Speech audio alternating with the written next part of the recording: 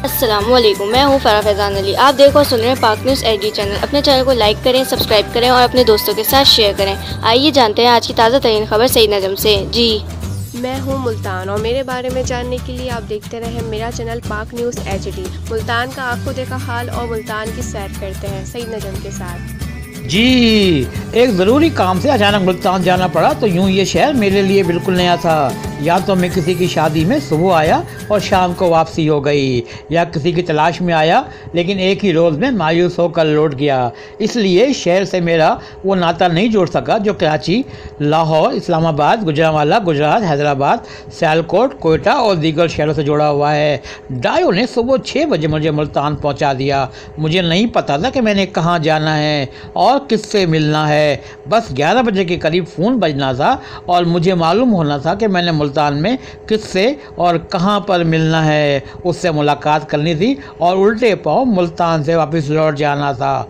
लेकिन नहीं, बस यूँ लग रहा था जैसे ही अचानक मुल्तान आना एवं ही नहीं है, कुछ होने वाला है। क्या ये नई खबर थी? मुल्तान की सुबह का तुलू होता हुआ सूरज मैंने गौर से देखा और अचानक मेरी आंखों में चमक सी आ गई। नींद जिसने मेरा बुरा हाल किया हुआ था गायब हो गई। डायो के टर्मिनल से निकलकर मैं पैदल ही चल पड़ा। मुझे नहीं पता था ये रोड कहाँ जा रहा है और मैं कहाँ पहुँचूँगा। मुल्तान में कोई ठिकाना भी नहीं था कि मैं रक्षा रोकता और उसे उस जगह का पता बताता और वहाँ पहुँचकर नाश्ता करता और नींद के मज़े लेता। अचानक एक रिक्शा मेरे करीब रुका। उसमें ड्राइवर के साथ एक शख्स बैठा हुआ था और पीछे सब्ज़ी के ढेर और बड़ी उम्र के साथ बैठे हुए थे जो सब मुझे गौर से देख रहे थे। कहाँ जाना है भाई? उनमें से एक ने मुझसे पूछा। वो स्टेशन। अचानक मेरे मुंह से बेसाख्ता निकल गया। स्टेशन तो हम नहीं जा रहे हैं, हाँ अलबत्ता तुम्हें आगे बस के अड्डे पर छोड़ देंगे, वो तुम्हें स्टेशन छोड़ देगी, आ जाओ। फिर उस शख्स ने सर घुमाकर पीछे बैठे बड़े मियाँ से कहा, जगह बनाओ। बड़े मियाँ ने सब्जियों को समेटा। मैंने आओ देखा ना ताओ, मैं झट से रक्शे में बैठ गया। उन्होंने मुझे बस के अड्डे पर छोड़ा और बगैर कुछ लिए रक्शा आगे बढ़ा दिया। मैं काफ़ी देर तक तो भागते रक्शे को देखता रहा, फिर बस में जाकर बैठ गया। ये ऐसी बस थी और बाद में ऐसी बसें मैंने पूरे मुल्तान में देखी। इस बस वाले ने मुझे स्टेशन के सामने उतार दिया। पहले तो मैं सोचता रहा कि मैं अभी मुल्तान आया हूँ तो फिर मुल्तान स्टेशन क्या करने आ गया।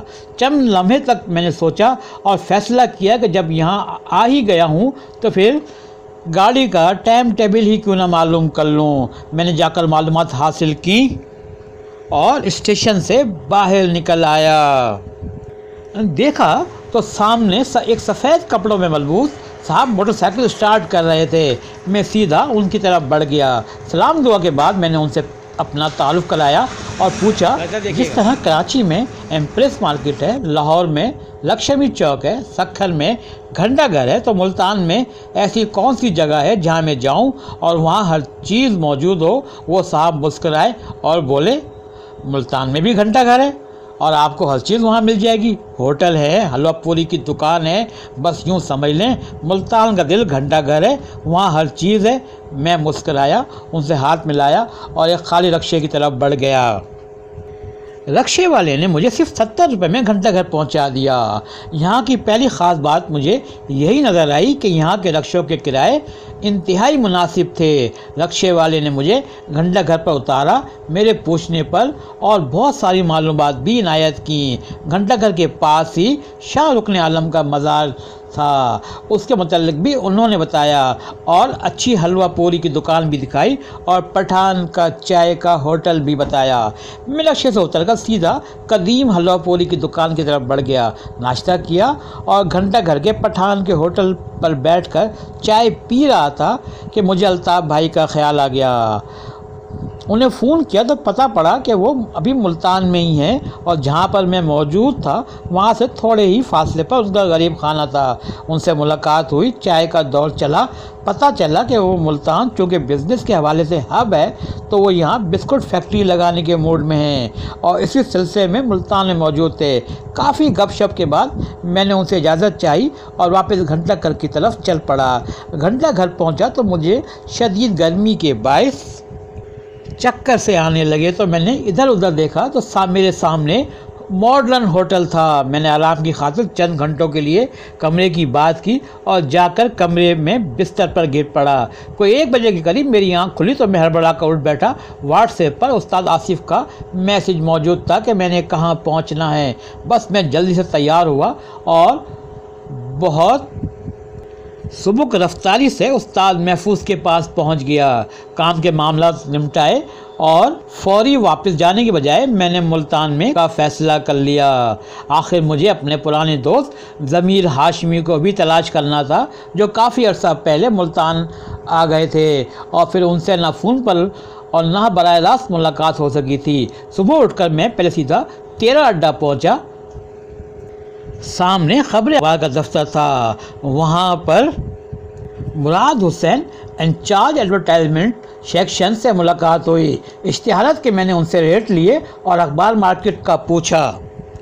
उन्होंने बताया कि अखबार मार्केट चादर वाले मज़ार के बराबर में ही गली में है। तो मैं सीधा अखबार मार्केट पहुंच गया। अखबार मार्केट में मेरी मुलाकात अखबार फरोश रहनुमाओं ख़ासकर अखबार फरोश शहजाद साहब से हुई। बाकी रहनुमा जा चुके थे तो दूसरे दिन का वक्त तय हो गया तो शहजाद साहब ने मुझे मुल्तान प्रेस क्लब के बाहर अपनी मोटरसाइकिल पर पहुंचा दिया। मैं उनसे इजाज़त लेकर मुल्तान प्रेस क्लब के अंदर दाखिल हो गया। मुल्तान प्रेस क्लब के मैनेजर मंजूर साहब से मुलाकात हुई। मैंने अपना तारुफ कराया और मुल्तान के नामवर आर्टिस्ट ज़मीर हाशमी की तलाश की बाबत बताया तो वो उनकी मेहरबानी और दीगर नामिक जर्नलिस्ट और ख़ासकर महबूब मलिक साहब की मेहरबानी से ज़मीर हाशमी का नंबर मिल गया। उनसे बात हुई तो ज़मीर हाशमी भी खुशी से निहाल हो गए, लेकिन वो इस वक्त मुल्तान की बजाय जहानिया में थे।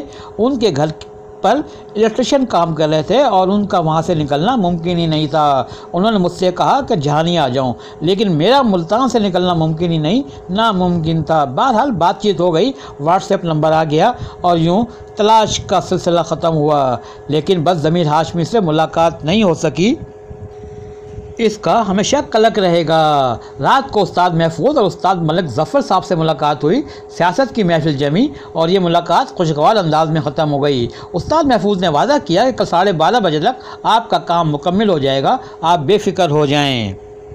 मैं रात को पुरसकून अंदाज में सोया। सुबह 9:30 बजे मैं मुल्तान अखबार मार्केट में था। अखबार फरोश रहनुमाओं से मुलाकात हुई और खूब हुई। शाम गए मेरी मुल्तान से वापसी हो गई और शाम गए ही सूरज गुरूब हो रहा था। मैं डूबते सूरज को बगौर देखता रहा और यूँ मुल्तान नामा मुकम्मल हो गया। आगे अखबार फरोश रहनुमाओं से जो बातचीत हुई वो सुनते और देखते हैं। सईद नजम, पाक न्यूज़ HD चैनल। मुल्तान के मारूफ अखबार फरोश रहनुमा मेंबर फेडरेशन मलिक इरफान ने अखबार फरोश के मसाइल पर बातचीत करते हुए कहा कि इस वक्त अखबार फरोश शदीद मुश्किलात का शिकार हैं।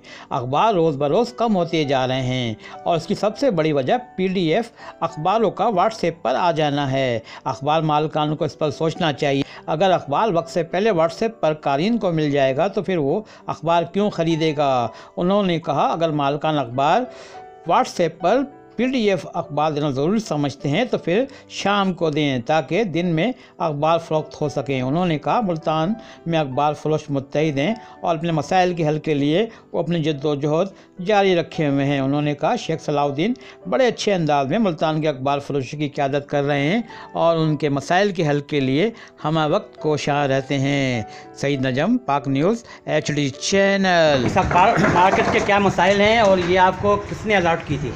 ये यूसुफ़ गिलानी जब वज़ीर आज़म था ना, उसने दी थी हमें मार्केट अखबार फरोशों को, सैयद यूसुफ़ गिलानी ने।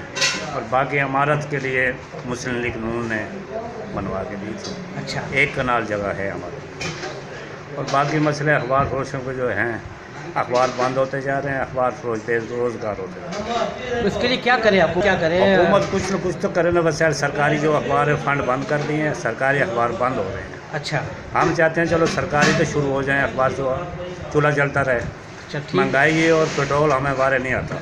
ये पीडीएफ बंद होना चाहिए। पीटीआई बंद होना चाहिए, हर चीज़ यानी कि 11-12 बजे हो जाए तो सुबह सुबह पहले आ जाता है अखबार, बाद में मार्केट में आते, पीटीआई पहले शुरू हो जाता है।